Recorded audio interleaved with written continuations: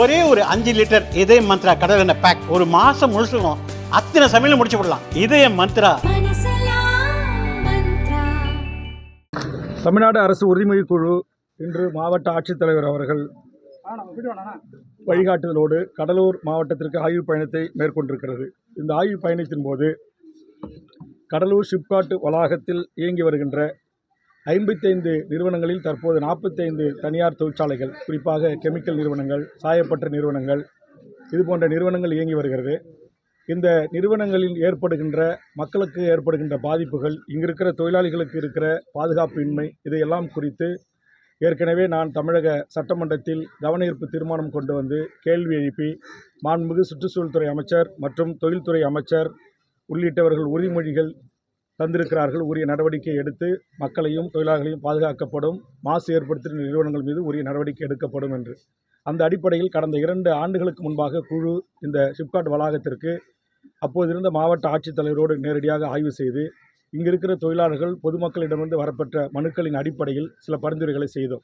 அந்த பரிந்துரை இந்த ஷிப்காட் வளாகத்தில் இயங்கி வருகின்ற 54 நிறுவனத்தில் தற்போது முழு வேகத்தோடு செயல்படுவது 45 நிறுவனங்கள்.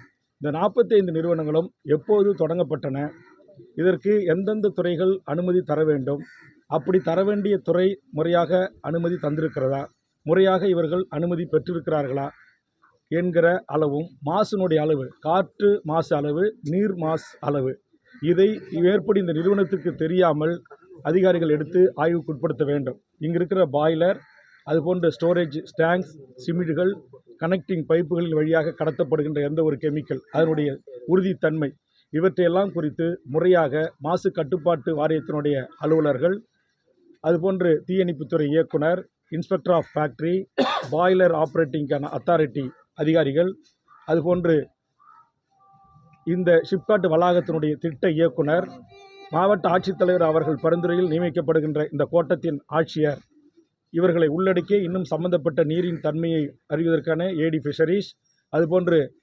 பொதுப்பணித்துறையினுடைய நீர்ப்பாசன துறையினுடைய இந்த மண் எவ்வளவு மாசுபட்டிருக்கு, நீர் எவ்வளவு மாசுபட்டிருக்கிறது என்பதை அவர்கள் மூலமாக இதையெல்லாம் கண்காணித்து ஒரு விவர அறிக்கையை குழுவுக்கு அனுப்பி வைக்க வேண்டும். அதில் யாரெல்லாம் சட்ட மீறல்கள் செய்திருக்கிறார்கள், யாரெல்லாம் அனுமதி இல்லாமல் நிறுவனத்தை நடத்துகிறார்களோ அது கண்டறியப்பட்டால் அவர்கள் மீது உரிய நடவடிக்கை மேற்கொள்ள வேண்டும். அந்த நிறுவனத்தின் மீது நடவடிக்கை எடுக்க வேண்டும். அனுமதி இல்லாத நிறுவனங்கள் இயங்கினால் அது மீது தடை விதிக்க வேண்டும் என்கிற அந்த பரிந்துரை. ஆனால் அந்த பரிந்துரை இதுவரையிலும் ஏற்கனவே இருந்த அதிகாரி பெருமக்கள் அதை செய்யவில்லை. அதனால்தான் திரும்பவும் குழு இந்த முறை ஆய்வுக்கு வருகை தந்தபோது நம்முடைய மாவட்ட ஆட்சித்தலைவரோடு வருகை தந்து இந்த ஆய்வை நாங்கள் களத்தில் செய்கின்ற போது ஏற்கனவே குழு 2 ஆண்டுகளுக்கு முன்பு சொன்ன அந்த பரிந்துரையை செய்திருந்தால், அதிகாரிகள் அந்த நாம்ஸ், அந்த கண்டிஷன், அந்த அனுமதியை ஆய்வு செய்திருந்தால், குறிப்பாக தொழிலாளர் துறையினுடைய இன்ஸ்பெக்டர், உதவி ஆணையர்கள், இவர்கள் உள்ளிட்டவர்கள் இதை முறையாக ஆய்வு செய்து இப்போது குழு முன் சொல்லுகிறார்கள், இப்போது வெடித்த இந்த 6 லட்சம் கொள்ளளவு கொண்ட இந்த டேங்க் அனுமதி வாங்காமலே கட்டப்பட்டிருக்கிறது. முதல்ல கட்டுறதுக்கு அனுமதி வாங்கினா தானே அவங்க ரெனியூலுக்கு வருவாங்க. முதல்ல கட்டுறதுக்கு அனுமதி வாங்கணும். அது 5 ஆண்டுக்கு ஒரு முறை, திரும்ப 5 ஆண்டுக்கு ஒரு முறை அதை நம்முடைய அதுக்குன்னு இருக்கிற இன்ஸ்பெக்டர், தொழிலாளர் உதவி ஆணையர், சம்மந்தப்பட்ட இந்த அதிகாரிகள் எல்லாம் ஆய்வுக்கு உட்படுத்தி அப்புறம் அதுக்கு திரும்ப நீட்டித்து தருவார்கள். ஆனால் இந்த நிறுவனம் தனக்கு இருக்கிற அரசியல் செல்வாக்கை பயன்படுத்தி கொண்டு இங்கு இருக்கிற எந்த ஒரு அதிகாரியுடைய பேச்சையும் கேட்பதில்லை. இங்கு இருக்கிற தொழிலாளர்கள் தங்கள் பாதுகாப்பு இல்லை என்று சொன்னாலும் கேட்பதில்லை.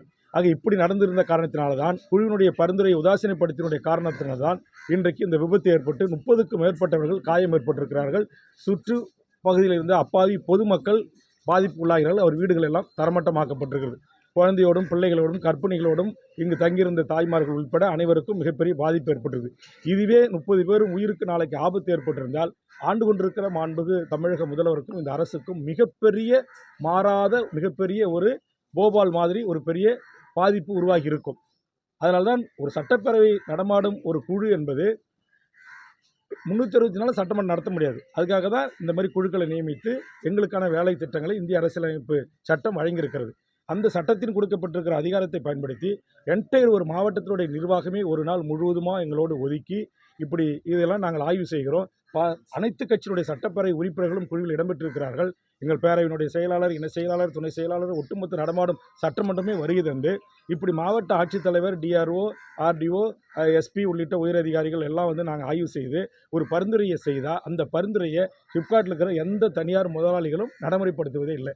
ஆதலால் இப்போது மீண்டும் நம்முடைய மாவட்ட ஆட்சித்தலைவர் அவர்களுக்கு இந்த குழு சில பரிந்துரைகளை வழங்கியிருக்கிறது. அது உடனடியாக இந்த நிறுவனம் தொடர்ந்து இயங்க அனுமதிக்கக்கூடாது, தடை விதிக்க வேண்டும். நம்பர் 1. நம்பர் 2, அடுத்தது இந்த சிப்காட்டில் இருக்கிற எந்த நிறுவனங்கள் எதற்கு அனுமதி வாங்கியிருக்கிறார்கள், வாங்கவில்லை.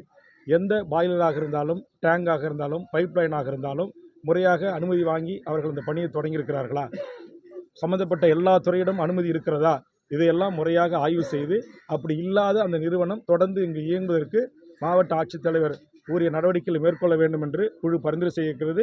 மேலும் ஏற்கனவே இந்த பணிகளை சரிவர செய்யாத, குழுவினுடைய பரிந்துரையை செய்யாத டாக்ரோஸ் மற்றும் கெம்ப்ளாஸ் போன்ற நிறுவனங்கள், அதுபோன்று சாசன் சொலரா போன்ற நிறுவனங்கள் ஏன் இதுவரைக்கும் 2 ஆண்டு காலம் ஆகியும் குழுவினுடைய பரிந்துரையை, மாவட்ட ஆட்சித்தலைவருடைய பரிந்துரையை இன்னும் நம்முடைய மாவட்ட நிர்வாகத்திற்கு குழுவுக்கு பதிலளிக்கவில்லை. இங்கே மாவட்ட மாசு கட்டுப்பாட்டு வாரிய அலுவலர் என்ன சொல்கிறாருன்னா, அந்த 2 நிறுவனங்களும் இதுவரையிலும் எங்களுக்கு உரிய விளக்கத்தை, பதிலை தரவில்லை என்று தெரிவிக்கிறார்கள். அப்படி தராமல் இருக்கிற நிறுவனத்தை ஏன் இயங்க அனுமதிக்கணும்?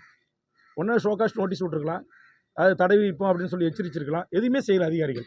அப்படிப்பட்ட அதிகாரிகளை குழுவின் கூட்டம் சென்னையில் நடைபெறுகின்ற போது துறையின் செயலாளர், மாசு கட்டுப்பாட்டு வாரியத்தினுடைய தலைவர், மாசு கட்டுப்பாட்டு வாரியத்தினுடைய வாரிய உறுப்பினர் உள்ளிட்ட உயரதிகாரிகள் கூட்டத்தின் போது மேற்படி தன் கடமையிலிருந்து தவறிய அதிகாரிகள், நான் சொன்ன தொழிலாளர் துறை உதவி ஆணையர், இன்ஸ்பெக்டர்ஸ், மாசு கட்டுப்பாட்டு வாரியுடைய chief engineer, DE, inspector of factories, boiler operators, நீரை பரிசோதிக்கிற நீரில் அதிகாரிகள், அதுபோன்று ஏடி ஃபிஷரிஸ், கடலில் கரெக்டாக மீன்கள்லாம் அந்த மீனை உண்ணா உயிருக்கு ஆபத்து இருக்குது, கர்ப்பம் கலையுது, பல்வேறு விதமான மர்ம நோய்கள் ஏற்படுதுன்னு சொல்கிறாங்க. ஆற்றுல இறங்கி மீன் பிடிச்சா மேலே இருக்கிற தோல்லாம் உரியுதுன்னு சொல்கிறாங்க. இதையெல்லாம் குறித்து இந்த ஸ்டடி பண்ணி ஒரு விரிவான ஒரு ஆய்வை 2 மாத காலத்திற்குள் நம்முடைய மாவட்ட ஆட்சித்தலைவர் எங்கள் பேரவைக்கு அனுப்பி வைப்பார். அதன் அடிப்படையில் தன் கடமையிலிருந்து தவறிய உரிய அதிகாரிகளை இனங்கொண்டு அவர்கள் மீது துறை வாரியான மிக கடுமையான நடவடிக்கையை மேற்கொள்ள தமிழ்நாடு அரசுக்கு இந்த குழு பரிந்துரை செய்து உரிய நடவடிக்கை மேற்கொள்ளும் என்பதை தெரிவித்து, இது மாவட்ட ஆட்சித்தலைவர் அவர் வந்து நேரடியாக பார்த்து இதில் ஒரு திருப்தி பண்ணி இந்த கம்பெனி இயங்கலாம், இந்த பாய்லர்லாம் சரி செய்யப்பட்டு டேர்ம் ஆஃப் கண்டிஷன்ஸ் இதெல்லாம் சரி செய்யப்பட்ட பிறகு மாவட்ட ஆட்சித்தலைவருக்கு இருக்கிற அதிகாரத்தை பயன்படுத்தி அவர் குழுவுக்கு பரிந்துரை செய்கின்ற அடிப்படையில் இதை இயங்க அனுமதிக்கணும். அதுவரையில் பொல்யூஷன் போர்டு அதிகாரிகள், inspector of factories, boiler operators, இந்த தொழிலாளர் உதவி ஆணையர் அந்த மற்றும் இருக்கிற அதிகாரிகள் அனுமதிக்கக்கூடாது, இந்த நிறுவனத்தை தடை விதிக்க வேண்டும் என்று குழு பரிந்துரை செய்திருக்கிறது. ஓகே, நன்றி சார், வணக்கம். நாங்கள் அடுத்தடுத்து போகணும்.